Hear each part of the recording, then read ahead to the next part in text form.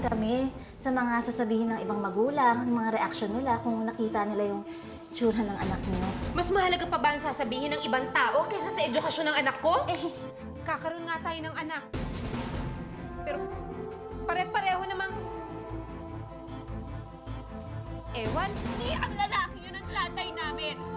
At kahit kailan, hindi namin siya matatanggap. normal sila! Wala silang sakit!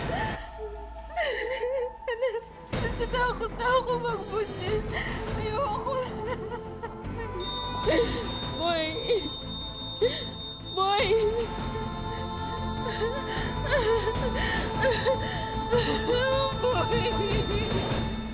Ang Hurler syndrome o gargoylism ay isang hindi pangkaraniwang genetic disorder kung saan kulang ang enzyme na ginagawa ng katawan para maging normal ang isang pasyente. Ang sakit na ito ay nakakaapekto sa mga batang lalaki. At ang mga simptomas nito ay ang paghinto ng paglaki ng pangangatawan sa edad na 2 hanggang 4 na taong gulang, ang paglaki ng noo at dila, ang paglapad ng mukha at paglapad din ng ilong, kung kaya't nagmumukha silang mistulang unggoy. Gayun din ang pagkawala ng pandinig, pagkabulag at mental retardation. Ang pasyenteng may sakit nito ay maaaring mabuhay ng humigit kumulang na 10 taon lamang. Paano ba haharapin ng isang ina ang mga pagsubok na unti-unting kumikitil sa buhay ng kanyang mga anak? Mga kapuso, alamin po natin ang kakaibang karamdamang ito sa natatanging kwento ng buhay ni Mercedita Kanya. Bis, ang dami ko na hong eskwelahan na pinuntahan. Pero lahat ho sila tinatanggihan ng anak ko. Baka naman ho sakaling pwedeng dito na ho siya mag-aral. I'm so sorry, Mrs. Pero hindi ho namin siya pwede tanggapin dito eh. Kasi wala kaming special facilities para i-accommodate yung mga tulad ng anak niyo. Boy, Anak, tama At na. isa pa ho kasi, baka nag-aalala rin kami sa mga sasabihin ng ibang magulang, yung mga reaksyon nila kung nakita nila yung tsura ng anak niyo. Bakit? Mas mahalaga pa ba ang sasabihin ng ibang tao kaysa sa edukasyon ng anak ko? Eh, hindi naman ho sa ganon, pero hindi naman natin sila masisisi kung sakaling mapintasan yung anak niyo eh, Mrs. Dinala ko ang anak ko dito para matuto. Hindi para laitin ninyo. Ngayon kung sa inyo pa lang eh makakarinig na ako ng hindi magandang salita. Di bali na ang ho! Anong anak?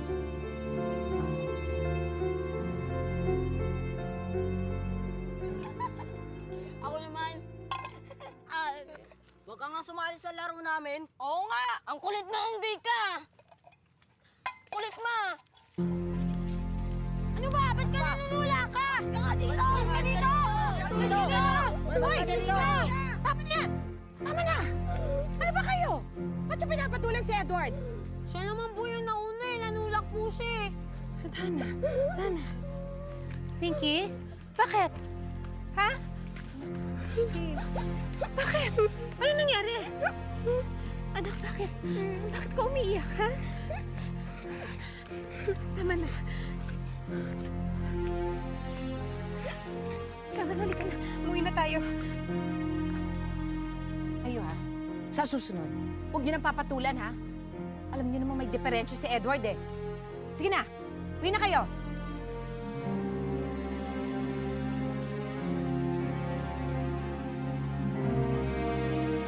Sige na, kain na ng kain.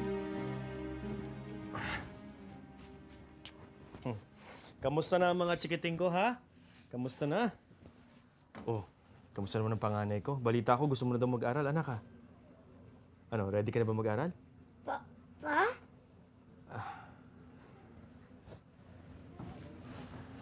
Mercy? Kung pwede sana kahit pa isa isang salita maturuan mo itong mga anak natin. Bakit? Ano ba sa palagay mong ginagawa ko dito? Hindi ko na nga maasikaso sarili ko sa kakatingin sa mga batang yan eh. Hindi ko naman sinasabing wala kang ginagawa eh. Akin lang naman. Ewan ko ba kung ano kasing parusang binigay dito sa buhay natin. Magkakaroon nga tayo ng anak. Pero pare-pareho namang... Ewan.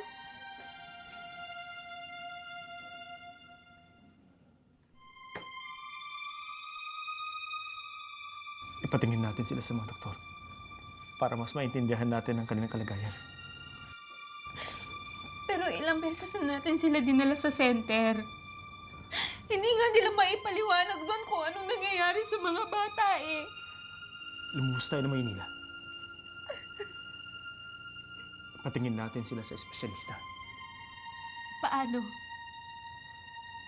Eh yung kinikita mo pa lang, kulang na para sa pagkain natin.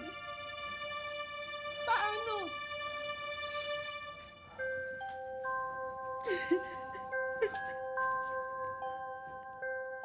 Sa paglipas ng panahon, lalo pang nasubukan ang tibay ng pananalig ni Mercy. Lalo na nang nagsimulang bumigay ang murang pangangatawan ng kanyang mga anak. Taong 1984, nang tuluyang mamaalam si Michael dahil sa Hurler disease. At wala pang isang taon ang nakakalipas, sumunod na rin pumanaw si Edward. Sa pagkamatay ng kanyang dalawang anak, pinilit mamuhay ng normal ni Mercy at ng kanyang pamilya. Hanggang sa... Mercy? Mercy? Kailangan ko na umalis. Pinagre-report ako ng maaga sa kampo ni Sir eh. Ha? Sana ginising mo ako para napagluto man lang kita ng babaunin mo. Huwag na, magpahinga ka na lang. Mercy? Mercy, bakit? Mercy?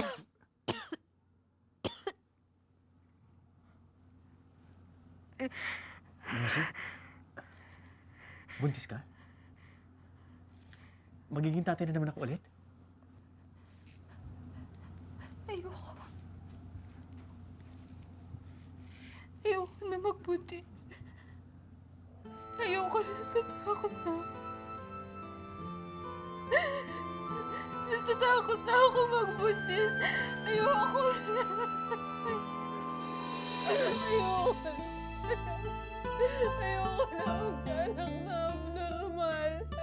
Ayoko na. Ayoko na.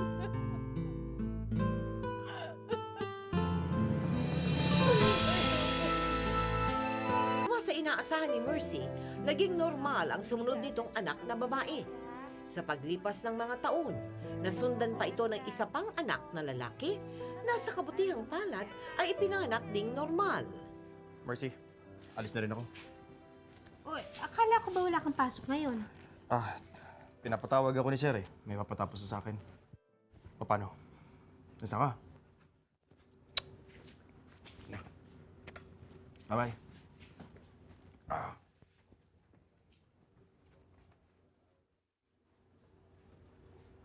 Sipag ni tatay, no? Kahit day off, pumapasok.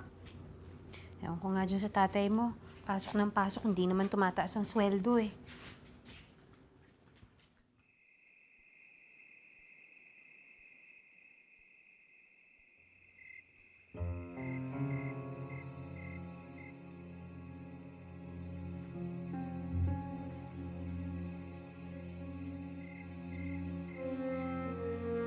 Ano ba? Bakit mo pa naman yan?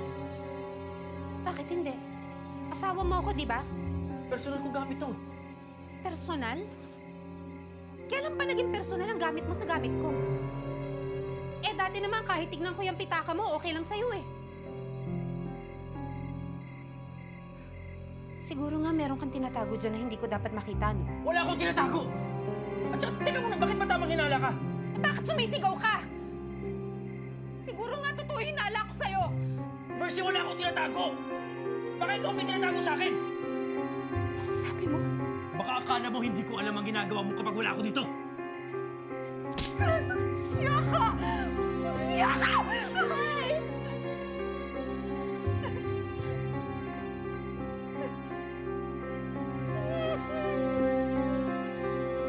Dahil sa madalas na pagtatalo, nagkalamat ang relasyon ni na Dodong at Mercy. Taong 1996, nang tuluyan na silang naghiwalay.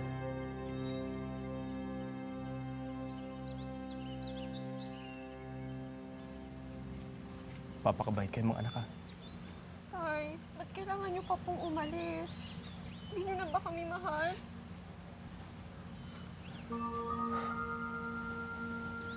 Mahal na mahal ko kayong mga anak.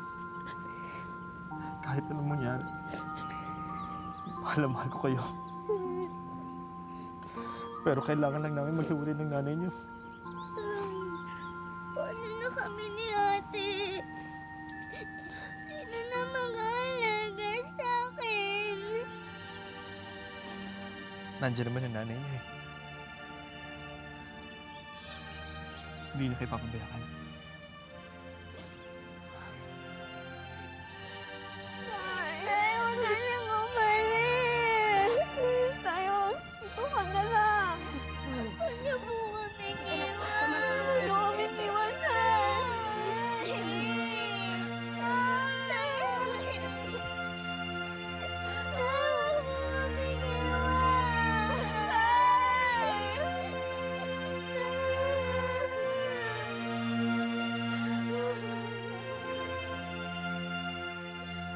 Sa paghiwalay nilang mag-asawa, mag-isang hinarap ni Mercy ang pagtataguyod sa kanyang pamilya. Bagamat paminsan-minsan ay naaabutan siya ng pera ni Dodong, napilitang pasukin ni Mercy ang iba't ibang trabaho upang masuportahan ang mga anak. Hanggang sa makilala niya si Boy. Pwedeng bumalik. Salamat ha, pumunta kayo. Sige, kain lang. Pinky, happy birthday.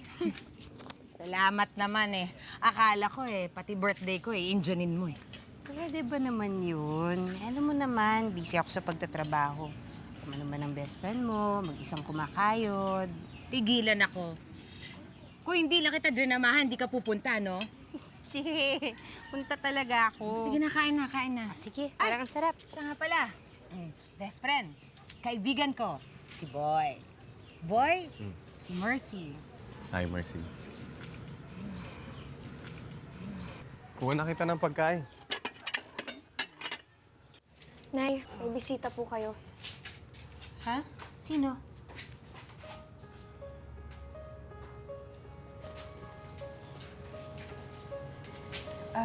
Anak, pakipasok mo na to sa loob. Sige po.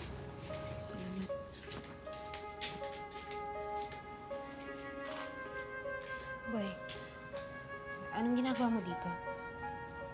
Tagal mo na kasi akong iniiwasan eh. May nagawa ba akong hindi maganda? Boy, hindi ka dapat nagpunta dito. Ano na lang iisipin ng mga tao? Wala akong pakialam sa isipin ng mga tao. Mahal kita, Mercy. Mahal? Hindi mo alam ang sinasabi mo. Hindi mo pa ako lubos na kilala.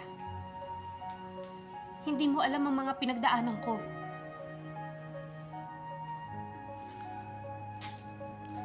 Sigurado ako, Mercy. Mahal kita. Alam ko na ang lahat tungkol sa'yo. Ang tungkol sa dati mong asawa. Ang tungkol sa anak mong mga namatay.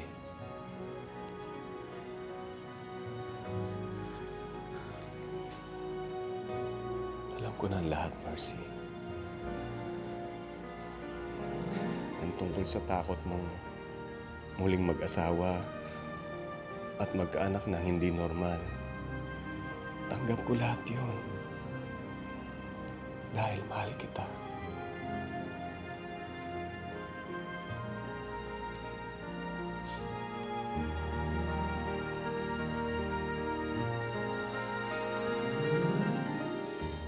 Maricel, pakipuntahan nga ang tita Pinky mo. Pakitanong ko ano oras siya pupunta dito. Maricel, di mo ba ako naririnig? Sabi ko puntahan mo ang tita Pinky mo. Opo, ito na po. Halika nga dito. Halika nga. Ano bang problema mo? Hindi ka na ba pwedeng utusan ngayon? Bakit ba kasi kailangan yung mag-abala ng ganyan sa lalaking yun? Maricel, ano ba? Bakit? Totoo naman, diba? Imbis na makipagbalikan ka kay tatay, inuuna mo pa yung lalaki mo. Hindi mo alam ang sinasabi mo. Hindi mo ako naiintindihan. Hindi na kami pwedeng magkabalikan ng tatay mo dahil matagal na niya tayong tinalikuran. Napakadali para sa'yo na magsalita ng ganyan. Kasi hindi mo alam kung anong nararamdaman ko. Hindi mo alam yung paghihirap ko, yung pagdudusa ko para lang maitaguyod ko kayo magkakapatid. Anak, napapagod din ako. Napapagod din ako. Sumusuko. Pagod na ako. Hindi ko kakayanin pasanin lahat ng responsibilidad ko sa inyo, Maricel. Hindi ko kaya. Kaya sana naman maintindihan mo ako, anak. Sana naman maunawaan mo yung sinasabi ko sa'yo. Pagod na ako. Pagod na ako. Hindi ang lalaki yun ang tatay namin. At kahit kailan, hindi namin siya matatanggap.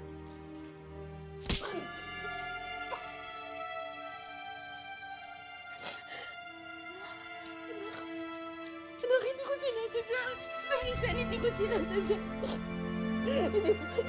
Hindi ko sinasadya. Tama mo.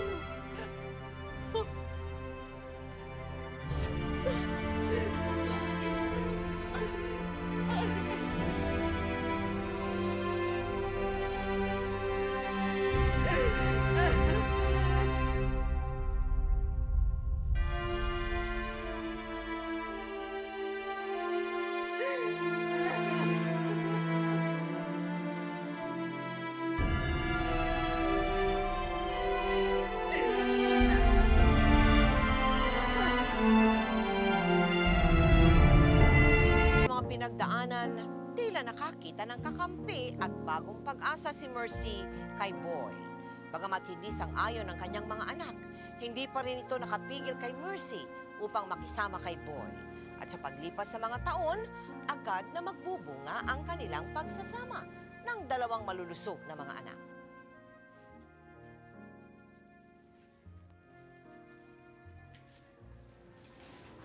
Oh, bakit bigla kang natahimik dyan?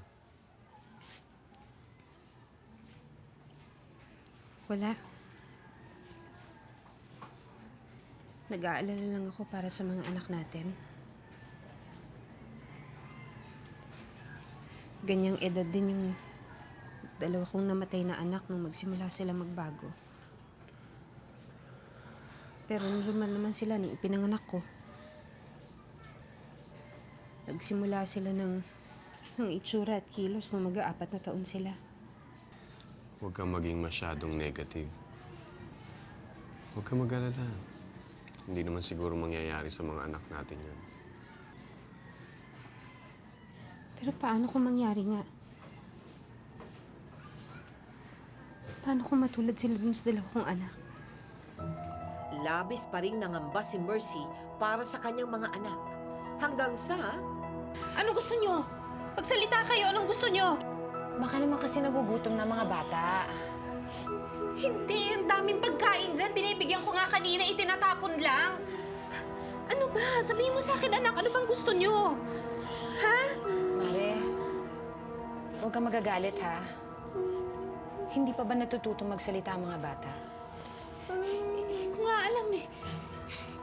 Ito nga si JR. Walang ibang alam sabihin ko, hindi maak pa. Pagkatapos pag nagre-reklamo, puro ungo lang at saka sigaw. Baka kailangan na natin sila ipatingin sa doktor. Bakit naman? Walang sakit ang mga anak ko. Eh, paano kung meron nga silang sakit? Hindi mo ba napapansin? Hanggang ngayon, hindi pa sila natututo magsalita. Saka parang... iba na ang tsura nila. Hindi! Normal ang mga anak ko! Normal ang mga anak ko! Normal ang mga anak ko! Hindi sila magagaya kay Michael at Edward! Hindi! Normal sila! Wala silang sakit!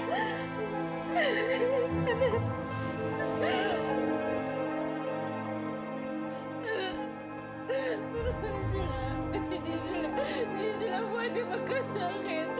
Hindi.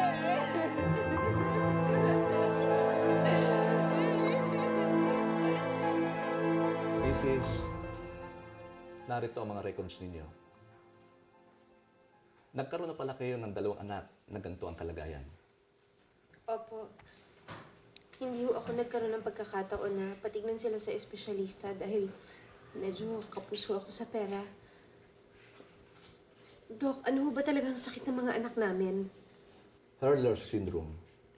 Isa itong di pangkaraniwang sakit na may kinalaman sa gene structure. Dahil sa depektibong genes, nagkakaroon ito ng epekto sa kalusugan ng bata.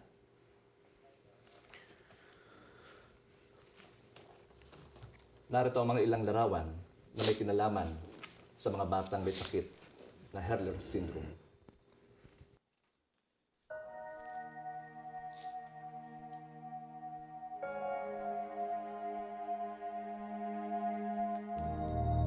Mapapansin ninyong magkakahuwig ang kanilang physical feature.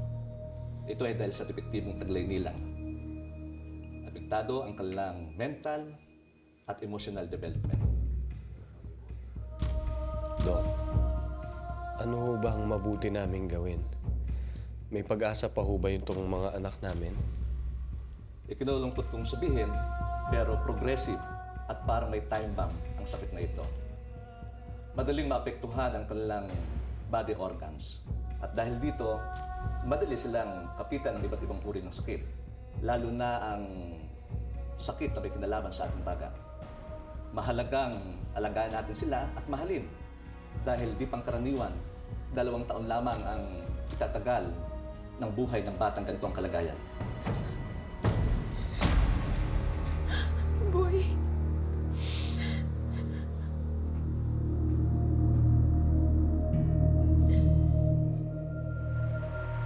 Dalawang anak ko na nagkaganyan. Namatay na sila. Tapos ngayon, eto na naman, ganyan na naman. Hindi ko alam kung ano bang mali sa akin.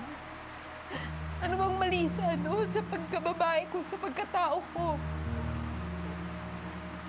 Ano bang gustong sabihin sa akin ng Diyos? Bakit niya ako binibigyan ng ganitong klaseng puso?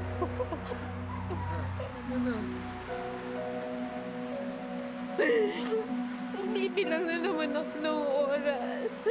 Umibilang na naman ako ng araw, ng linggo, ng taon. Bawat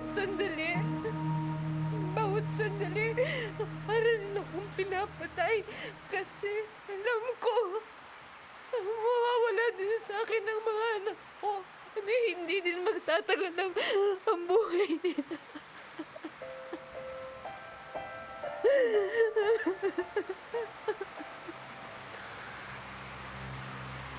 Tama na. Huwag ka mag-alala. Nandito naman ako eh. 2 tayo.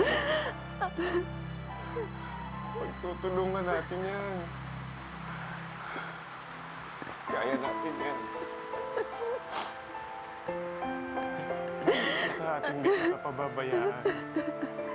Hindi kita iiwan, pangako yun.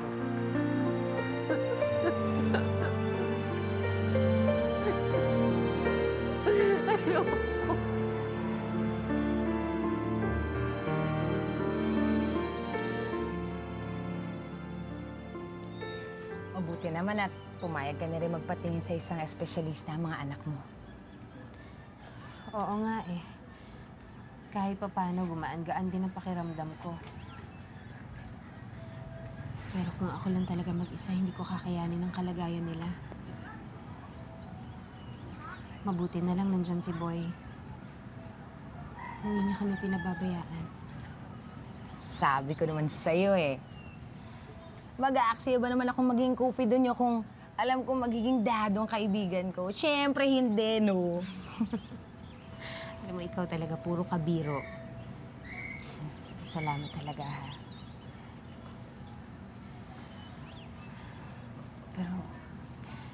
Kahit ano pa rin ang gawin ko, kahit anong paglilibang, Pinky, hindi pa rin mawala yung lungkot at kaba sa puso ko eh. Para akong kandilang nauupos araw-araw. Kasi alam ko, kahit anumang oras, pwedeng mawala sa akin ang mga anak ko. Lalo na pagtungtong nila ng 10 taon. Ikaw naman, masyado kang negative. Basta tatagan lang natin paniniwala sa Diyos. Wala naman sigurong masama kung magdarasal tayo para sa isang himala, di ba? Salamat ha. Naman.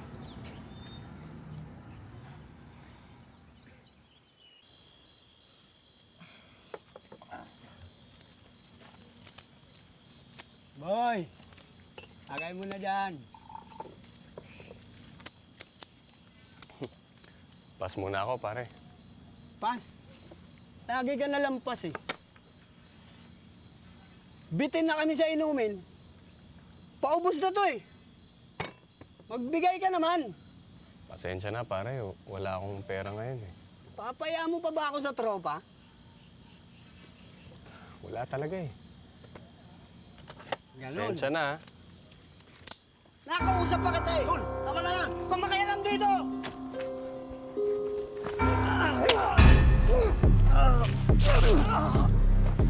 Hey, ba't mo tinuluyan? Sasabi tayo yan. Tara!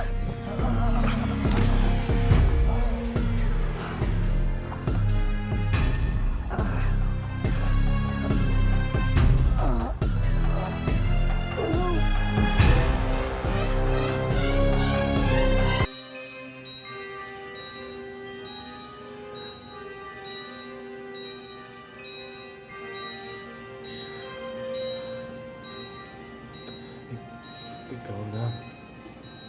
Bahala sa mga anak natin, ha? Kung magsasalita ng ganyan, Papantayan ko pa rin kayo.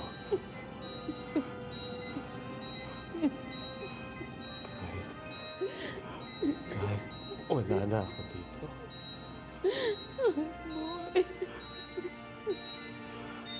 hindi mo pwedeng iwan.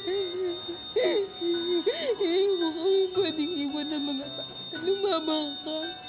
Alam mo na nga, lumabang ka. Kailangan ka namin. Kailangan ka namin. Boy! Boy!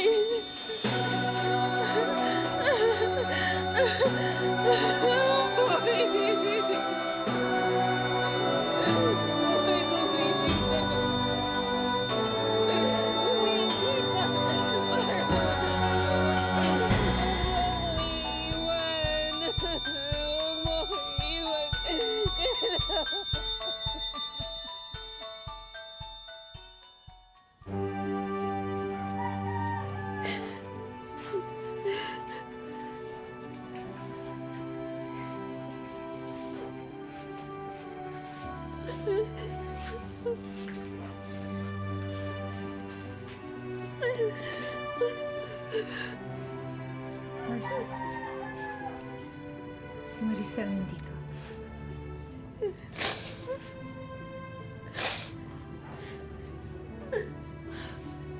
Nay, sorry po. Patawarin niyo po kami, Nay. Patawarin mo rin kami.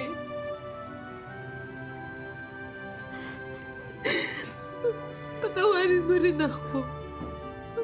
Dahil ang dami-dami kong pagkukulang sa'yo.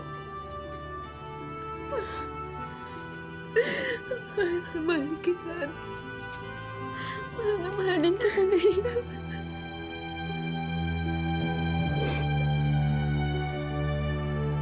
Sa pagpanaw ni Boy, tuluyan nang naghilom ang sugat sa pagitan ng mag-iina. Muling nabuo ang kanilang pamilya. Bukas palad na tinanggap ni na Maricel, Mary Grace at Mark ang kanilang mga kapatid na sina Junior at Kenneth. Hanggang sa... O bakit? Ayaw mo kumain? Ayaw mo ba yung ulam? Ha? JR? Mainit ka. Nilalagnat ka, anak. Diyos ko. Saan ka pupunta? Ay! Anak! Anak, ano yung nangyayari sa'yo? Anak! Halika. Tayo ka. Halika dito. Tayo ka.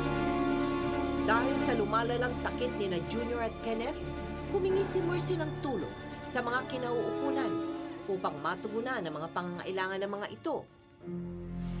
Anak, uminom ka ng gamot. Paano ka gagaling yan? Sige na, konti lang, oh. Isang subo lang to, anak. Maricel, pasensya ka na, ha? Hindi kita narinig pumasok, eh. Pinapainom ko ng gamot yung mga kapatid mo.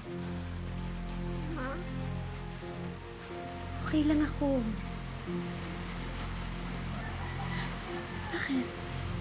Buntis ako. Buntis ako, Ma.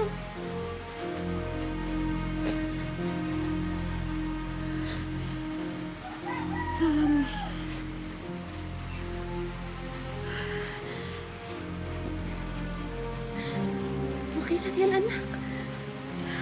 Okay lang yan. Nasa tamang edad ka na. Diba? Maganda naman ang trabaho ng nobyo mo. Kausapin natin siya. Sabihin natin yung kalagayan mo. Para magpakasal kayo, pakasalan ka niya. Panagutan niya yung bata. Diba? Hindi, natatakot ako eh.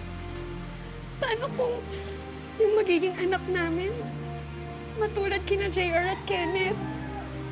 Ay, hindi ako kasing tatag mo. Baka hindi ko kayanin eh.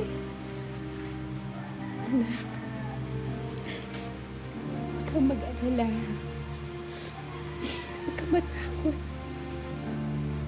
Andito ako. Andito si nanay. Hindi kita pababayaan. Tandaan mo yan, ha? Mahal na mahal kita. Hindi kita pababayaan. Magpakailangan.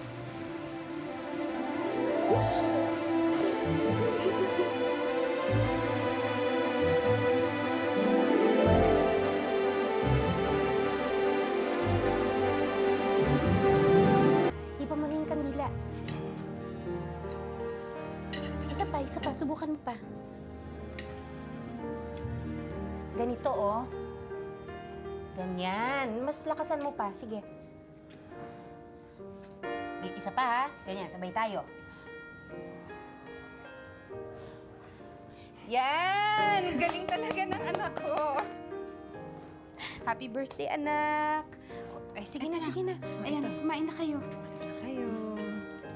Kain na. Maupo na kayo dyan. Maupo na, ha? Ayan. Best friend, akala ko ba wala kang pera? Hindi ka man lang nagumbida. Ang dami mong handa. Simpleng handaan lang naman to, eh. Tsaka gusto ko talaga, tayo lang. Tayo lang ng mga bata. Alam mo naman ang mga kapitbahay natin, kung ano-anong sinasabi tungkol sa mga anak ko. Tsaka, ang mahalaga, maging makabuluhan yung mga panahong kasama ko sila. Hindi ko man sila madala sa mga gandang pasyalan. Hindi ko man sila mabili ng magagarang laruan. Ang mahalaga na ipanam ako sa kanila kung gaano ko sila kamahal. At yun ang gusto kong paunin nilang dalawa. Bago nila ako tuluyang iwan.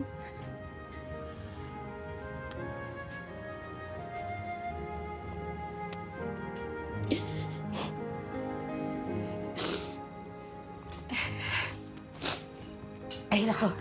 Hala. Tama na. Alam mo, dapat masaya tayo. Nga. Ay, ng anak ko. Tama. Mabuti pa. Kumain na tayong dalawa, ha? Teka, sandali. Bibigyan ko ng cake tong mga bata. Kumuha ka na dyan ng plato mo. Sige. Ay, nako. Ito, may hotdog. Ako, best friend, pasensya ka na, ha? Walang kanin. Spaghetti lang ang meron akong, yan, Alam ko mahilig ka sa kanin, pero masarap Ganon? naman yung pagkakaluto Sa ko tingin yan. mo, gano'n ako kasiba sa kanin, ha? Ikaw? Ikaw, hindi ka masiba. Akala ko loko-loko mo ako Hindi. Oh. Ito. Tikman mo tong cake mamaya, ah. Oo, Ayan. bahala O, anak, dyan. ito, oh. Sige na. Kainin niyo yan, ha? Hando. Sige ka na, hati na tayo dito. So Mercy, ilan lahat ang naging anak mo? Anak ko po, kung buhay lahat, 10 po. 10? Lahat yon lumabas sa'yo, 10? Opo. Ilan na nabubuhay? 5 po sila ngayon.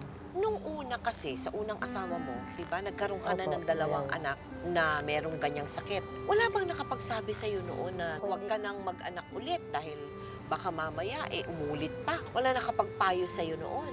Bali, hindi naman po nasabi ng doktor na gano'n, na ang sakit ng 2 na yun. Parang dinahilan ho yung tigdas. Pero hindi ko nalaman na ganito yung sakit nila. Paano mo inihahanda ang sarili mo, Mercy? Ano na lang po, tinatalaga ko na lang po na gano'n. Kung yan ang bigay sa akin ng Panginoon, tatanggapin ko. Anong pinakamahirap na bahagi ng pag-aalaga ng mga anak mo? Ito hindi ho masyadong ano yun kahit ganito eh. Maraming tumitingin. Dito ho kasi hindi ako makawala ng husto. Oo. Dahil pag iwan ko, hindi naman nila kabisado kung anong gusto ko, kahit dahil hindi ko nagsasalita. Ikaw naman bilang ina, paano mo naman na ipaparating yung gusto mo? Halimbawa na yan, ginugulo ka o tingnan mo. Medyo pagka tinawag ko itong siya, medyo takot sa kanya. Oo. Sinasaway niya nakikinig. Oo. Ganun ho. Ito yung anak mo sa unang Bunso ko doon. asawa mo, bunso mo doon. Ano? Anong pangalan mo iyo? Mark Alan. Ilang taong ka na, Mark? 15. 15 years old. Bakit ito si Mark hindi nilabasan ng ganyan? Opo. Wala naman hindi naman ho kasi simulat sa pulo na yan ako, hindi naman kasakit yan. Ano nang ang pangalan mo? Hindi pangalan mo. Pangalan? Aba, tumawa pa. Hindi marunong magsabi ng pangalan niya? Hindi po. Minsan, ginagaya na lang niya. Buong maghapong ganyan lang kayong mag-iina. Hindi ho. Ito ho, basta nakahiga lang siya. Pagkakain niya, upo ko ho. Pag parang pakiramdam ko napapagod na sa pagkahiga, iupo ko naman. Wala naman siya sakit, kaya lang ganun siya. Oo, wala. Pero malakas Ano? po siyang kumain. Ano? Tinatawag ako Oo. eh. Bakit? Ano gusto Lola mo? raw, Lola. Kain. Alika nga dito. Tawag ka daw Lola. Alika nga. Alika nga. Ayan. Maayos ba ang ano mo, ang iyong pagpiprenatal sa kanila? Alam mo naman, pag nagbubuntis ang babae, syempre. Buwan-buwan po, nasa doktor ako. Pero normal ho ito ng iyan ako. So tanggap mo na ngayon, Mercy, na hindi magtatagal. Kukunin din sa'yo. Pero ito, parang hindi ko matanggapin. Nakikita ko mong ganito. Pero ito parang hindi ko kaya. Bakit? Ay, masigla eh. Ito, ano na lang. Kung maaari nga lang ko sana, wag muna kunin. Nakikipaglaro ba sa'yo, Mark? Si Kenneth? Bakit hindi? Anong damdamin ni Mark ng mga kapatid niya? Yan po ang madalas mga bantay dito nung pagkawala siyang pasok. Pag ako may pupuntahan nung pong importante. Ano kaya ang sa tingin mo na bakit yan nangyari sa buhay mo? Sabi nila na lahi-lahi nga daw. Kasi ang ate ko rin, at saka yung pamangkin ko, may anak din na ganito na. Alam mo, nadadama ko ang damdamin mo bilang isang ina. At hindi ko nga alam kung anong ipababaon ko sa yung mga salita para maibsan ang hapdi ng ng puso mo ngayon. Ano pang magagawa natin kung di humingi tayo ng tulong sa Opo. itaas? Oo, gano'n na lang po lagi hinihingi ko. O, ito, bigay mo ito sa mama. O, halika na, bigay mo sa mama. Kunin mo, Gano'n na lang. kunin mo, Bulaklak. kunin mo, bulaklak.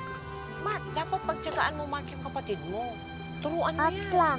Matututo yan. O, Mercy, wag ka na umiyan. Maraming salamat sa iyo. Maraming salamat. Sa kasalukuyan, patuloy na nilalabanan ni na Junior at Kenneth ang Hurler Syndrome. At bagamat puno ng takot at pangamba, umaasa pa rin si Mercy na sa tulong ng Panginoon ay malalampasan nila ang mapait na bahaging ito ng kanilang buhay. Ipinamamalas niya sa atin na anumang hirap, dusa at pasakit ng isang magulang, kailangang maging matatag, lalo pa kung buhay ng mga anak ang nakasalalay. Ako po si Mel Tiangco at ito ang kwento ng bawat isa sa atin. Ngayon, bukas at magpakailanman. Hello Mark, dahil pangarap mo makatapos ng pag-aaral, buong pusong hinahandog sa'yo ng STI College Marikina itong Gift of Knowledge. Ito ay scholarship grant para sa anumang kursong mapipili mo, para lalo mong matulungan ang iyong pamilya. Congratulations.